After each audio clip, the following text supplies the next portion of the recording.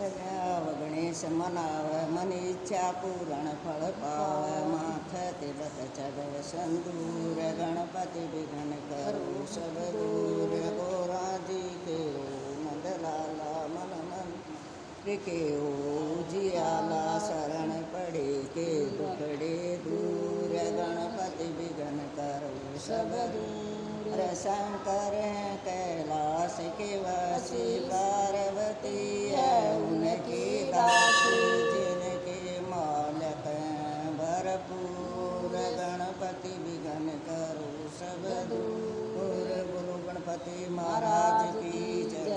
कथारंभ होता है सुनो वीर हनुमान आकर आसन लीजिए तेज कुंड बलवान सियापति राम जय जय राम मेरे प्रभु राम जय जय राम पति राम जय जय राम मेरे मन बसियो सीता राम मेरे मन बसियो राधेश्याम।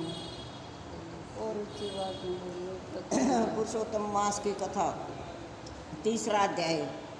हे नारद जी, जो कुछ भगवान कृष्ण ने राजा युधिष्ठिर से कहा वही मैं तुमसे कहता हूँ। एक समय धर्मराज युधिष्ठिर जुए में दुर्योधन से सब कुछ हार गए तो द्रौपदी को बालों से पकड़कर दुष्ट दुशासन में खींचा और वस्त्र भी पकड़कर खींचे तो कृष्ण भगवान ने रक्षा करी।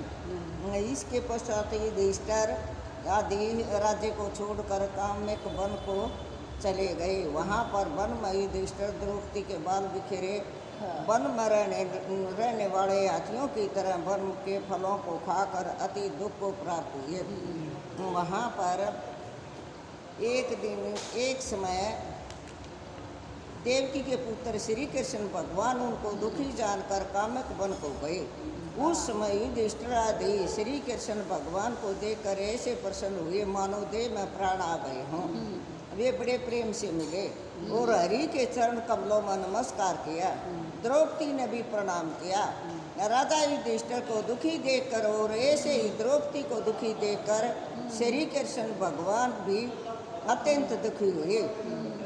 जब विश्व आत्मा भगत वत्सल भगवान ने दुर्योधन को भस्म करने के लिए क्रोध किया तो मानो करोड़ों काल कराल के समान मुख से परले काल की अग्नि उठी और दांतों को पीसते हुए मानो त्रिलोकी को भस्म कर देंगे।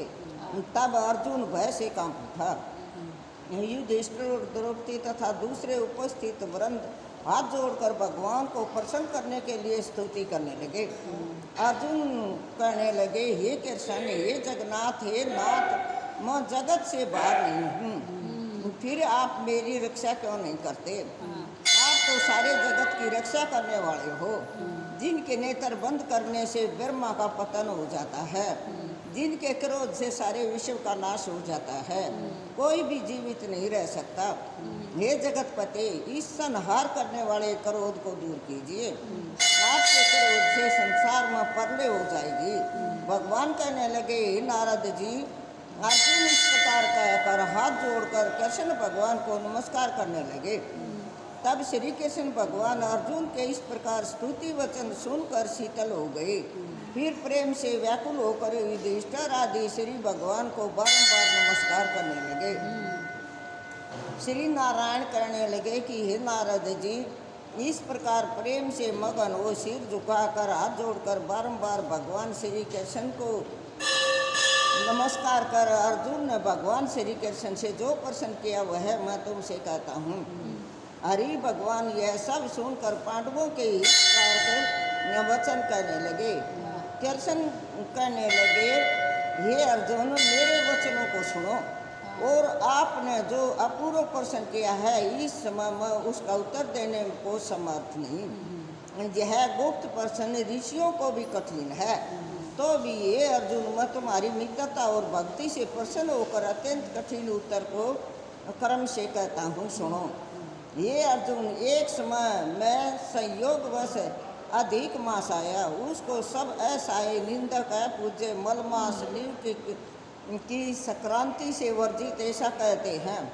मल मास होने से स्पर्श करने योग्य नहीं है, सब कर्मों में निंदित है। इस प्रकार लोगों के वचन सुनकर वह मल मांस कांतिहीन निरोधो योगी दुखों से युक्त और मेरे पास आया और बैकुंठ में जहाँ पर मैं निवास करता था सवरण के सिंहासन पर बैठे हुए देखकर मुझको दंडवत प्रणाम किया और दोनों हाथ जोड़कर नेत्रों से आंसू बहाता हुआ इस प्रकार कहने लगा। चौथा अध्याय। अधिक मास के